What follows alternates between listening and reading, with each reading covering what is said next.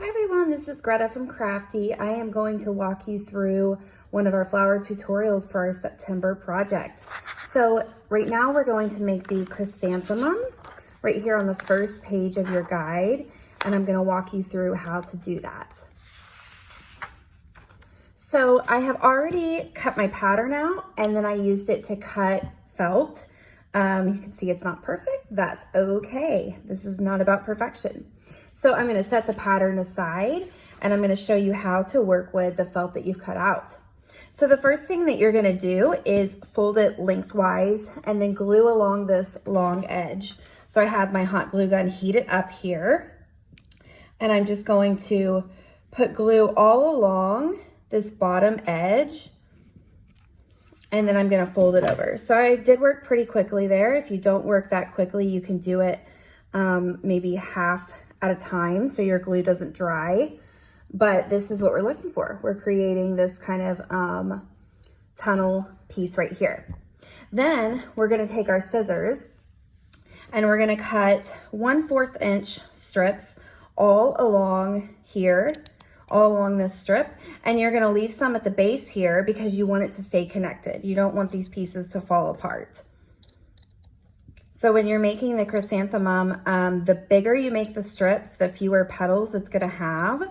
You can do some with wide strips like this, and then if you want, you could do some with skinnier strips that would create a kind of a different look, skinnier petals, but more petals. They're both really cute. I kind of like the chunky one myself, so that's why I added that to the tutorial guide and why we're doing that here. But what's fun about these flowers is you can experiment a little bit, you can figure out what you really like, and you can see we're getting this fringing going and we're almost finished here.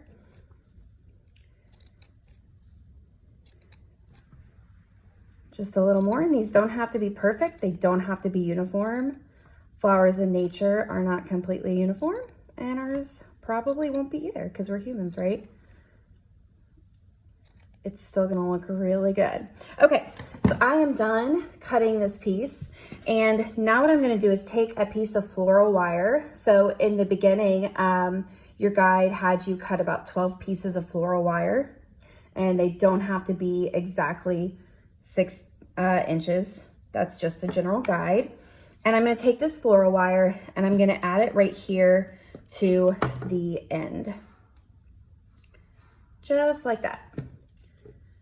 And I'm going to give that just a minute to dry. And then what I'm going to do is add glue all along the edge, and I'm going to be rolling this, and that's what gives us that petaled look.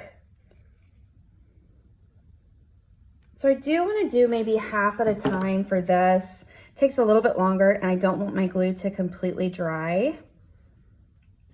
You'll also want to be careful not to burn your fingers. But this is a low temp glue gun, so the odds are pretty good that you're going to be safe. That's why you have that in your box. But don't touch the glue directly, obviously. When you get to the end, it might be easier to just kind of fold it up over, roll it over.